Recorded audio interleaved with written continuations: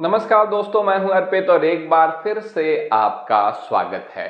जैसा कि पिछले कई सालों में आप सभी ने देखा, प्रधानमंत्री नरेंद्र मोदी के कार्यकाल में कोई भी चुनाव बिना किसी विवादों के नहीं निपटता है। कभी चुनाव आयोग की निष्पक्षता को लेकर सवाल उठाए जाते हैं, तो कभी ईवीएम की भूमिका पर संदेह जताया जाता है। आप सभी ने देखा होगा कि इस मामले में विपक्ष के जितने भी सवाल हैं, कभी उनका व्यापक जवाब नहीं दिया गया चुनाव आयोग की तरफ से। लेकिन जब से सुप्रीम कोर्ट में चीफ जस्टिस ऑफ इंडिया के पद पर संजीव खन्ना की नियुक्ति हुई है, मामला पलट गया है। मामला इस कदर पलट गया है कि एक जमाने में मुख्य चुनाव आयुक्त राजीव कुमार अपनी मनमर्जी चलाते रहते थे, कुछ भी करते रहते थे। लेकिन जब वो रिटायर हुए तो इस महत्वपूर्ण कुर्सी पर अमित शाह ने, देश के गृह मंत्री, भाजपा के चाणक्य अमित शाह ने अपने मनपसंद और बहुत ही करीबी व्यक्ति को बिठाया। वो व्यक्ति थे ज्ञानेश कुमार। लेकिन ज्ञानेश कुमार, जिनसे ये उम्मीद थी प्रधानमंत्री मोदी के पूरे ही कैबिनेट की तरफ से या पूरी सरकार की तरफ से कि उनकी मनमर्जी को चलाने में ये एक कारगर औजार यानी कि टूल साबित होंगे, लेकिन इन्होंने सुप्रीम कोर्ट के दबाव के आगे घुटने टेक दिए हैं। और इस कदर घुटने टेक दिए हैं कि आप देख सकते हैं, सुप्रीम कोर्ट ने हाई कोर्ट के ऐतिहासिक फैसले को पलट दिया है और सुप्रीम कोर्ट ने मोदी सरकार के धागे खोलते हुए हाई कोर्ट के फैसले को पलटा। राजीव कुमार के रिटायर होते ही अमित शाह के करीबी ने पूरी तरह से मामला बदल दिया है, खेल को बिगाड़ दिया है। देखिए, सबसे पहले एक खबर नव भारत टाइम्स की है।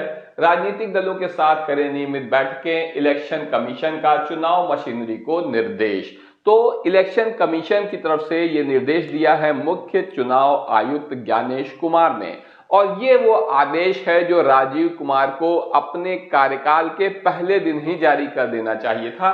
सीधी सी बात है, राजनीतिक दलों के साथ अगर आप संपर्क में नहीं रहेंगे, सिर्फ एक ही दल, सिर्फ सत्ताधारी दल के संपर्क में रहेंगे, तो निश्चित रूप से आपकी भूमिका को लेकर सवाल उठाए जाएंगे। ऊपर से जब भी विपक्ष कोई सवाल करता है तो उसका जवाब नहीं देते, उल्टे शायरी सुना देते हैं। तो इसका असर तो होना ही था। और अब आप देखिए, राजीव कुमार पूरे कार्यकाल में विपक्ष की कभी नहीं सुने, लेकिन उनकी जगह पर नवनियुक्त मुख्य चुनाव आयुक्त ज्ञानेश कुमार ने ऐसे आदेश दे दिए हैं जिससे उन्हें इस कुर्सी पर बिठाने के लिए रातों रात सुप्रीम कोर्ट के आदेश को पलट कर रख देने वाले गृह मंत्री के ऊपर भी चिंता का बादल मंडराने लगा है। आप देखिए, अमित शाह के करीबी मुख्य चुनाव आयुक्त हैं, और ये खबर आप देखिए कि जब ज्ञानेश कुमार को इस कुर्सी पर बिठाया गया था, यानी मुख्य चुनाव आयुक्त बनाया गया था, तो विपक्ष कितना ज्यादा नाराज हुआ था, किस कदर नाराज हुआ था। राहुल गांधी ने तो यहां तक कह दिया था,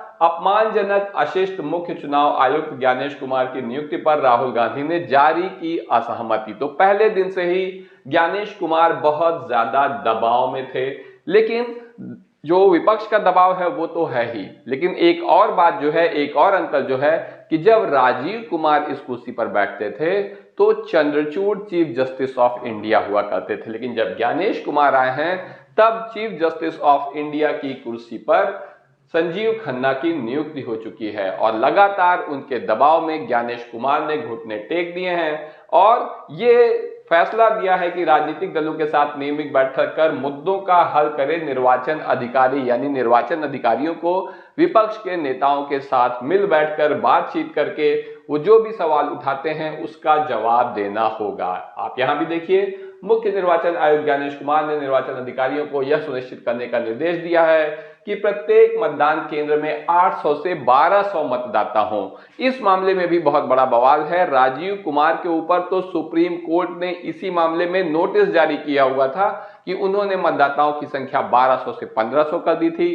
कहीं 1200 कर देते थे, कहीं 800 कर देते थे, और उसके बाद उनसे डेटा भी गायब हो जाता था। ऐसे में अब ज्ञानेश कुमार ने बिल्कुल स्पष्ट कर दिया है कि 800 से 1200 मतदाता ही हो सकते हैं प्रत्येक मतदाता केंद्र पर, उससे अधिक नहीं हो सकते हैं। यह फैसला निश्चित रूप से आया है सुप्रीम कोर्ट के दबाव में, क्योंकि राजीव कुमार ने जो है इलेक्शन का डेटा भी खुआ दिया था। और जब उनसे सवाल पूछा विपक्ष ने कि भाई ये क्या हो रहा है, कैसा हो रहा है, जब भी इनकी भूमिका को लेकर सवाल उठे तो इन्होंने शायरी सुनाई। एक शायरी आप भी सुन लीजिए। वफा खुद से नहीं होती, खता ईवीएम की कहते हो। तो इस शायरी के बारे में आपका क्या कहना है, कमेंट करके जरूर बताएं।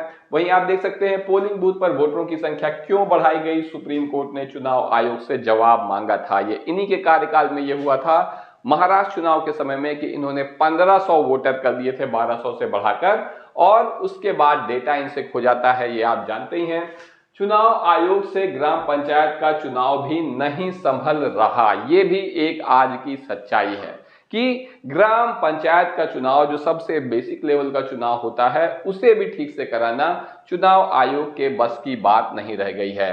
पूरी धांधली का कच्चा चिट्ठा अब 4 साल बाद निकल कर सामने आया है। सोचिए, अब जब ज्ञानेश कुमार मुख्य निर्वाचन आयुक्त बने हैं, उनके ऊपर सुप्रीम कोर्ट का दबाव है, विपक्ष का दबाव है, तब इतनी पुरानी बातें, 4 साल पुरानी बात अब सामने खुलकर आ रही है। मामला सामने आते ही सुप्रीम कोर्ट ने चुनाव आयोग पर सख्त एक्शन लिया है। चुनाव आयोग पर क्यों लिया है? क्योंकि चुनाव को निष्पक्ष और पारदर्शी तरीके से कराने की जिम्मेदारी चुनाव आयोग की ही होती है। हर वोट का महत्व है, चाहे अंतिम नतीजा प्रभावित करे या ना करे, ये कहना है सुप्रीम कोर्ट का। और उसने इस मामले में इलाहाबाद हाई कोर्ट के डिसीजन को भी रद्द कर दिया है। क्या है मामला?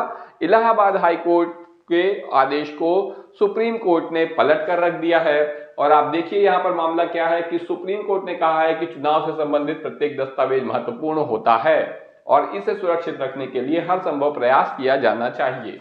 कोर्ट ने यह टिप्पणी उत्तर प्रदेश के एक गांव में 2021 में हुए ग्राम प्रधान के चुनाव के संदर्भ में की।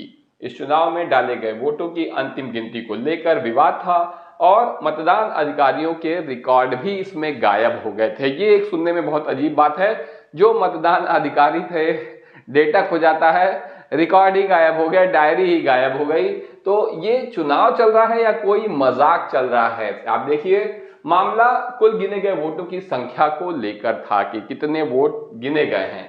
प्रयागराज के ग्राम प्रधान के चुनाव में हिस्सा लेने वाले अपीलकर्ता ने बताया कि कुल 1193 वोट पड़े थे इस चुनाव में, जबकि आधिकारिक घोषणा में 1213 वोट दर्ज थे, यानी उससे ज्यादा वोट। जैसा कि आपने आरोप लगते देखा होगा लोकसभा चुनाव में, विधानसभा चुनाव में, महाराष्ट्र, हरियाणा, दिल्ली, इन सभी जगहों पे, तो ये भी वही मामला है, बस थोड़ा छोटे लेवल पे है और अब ये खुलकर सामने आ गया है। इस प्रकार 19 वोटों का अंतर था, साथ ही प्रतिवादी 37 वोटों के अंतर से जीते थे।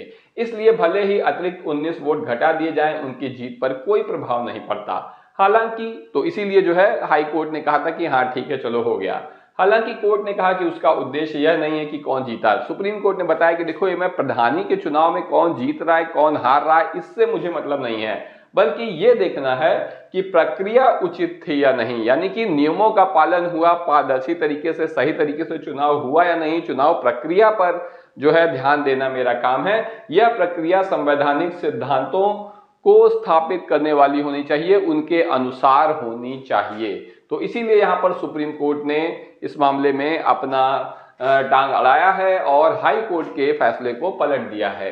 सुप्रीम कोर्ट ने कहा कि चुनाव में प्रत्येक वोट का अपना महत्व होता है, भले ही वह चुनाव के अंतिम परिणाम को प्रभावित करे या ना करे, और इसीलिए उसकी पवित्रता को बनाए रखना आवश्यक है। तो आप समझिए कितनी गंभीर बात कही है कि हर वोट का महत्व है और चुनाव की जो प्रक्रिया है उसकी पवित्रता को बनाए रखना आवश्यक है। ये बहुत बड़ा मुद्दा है।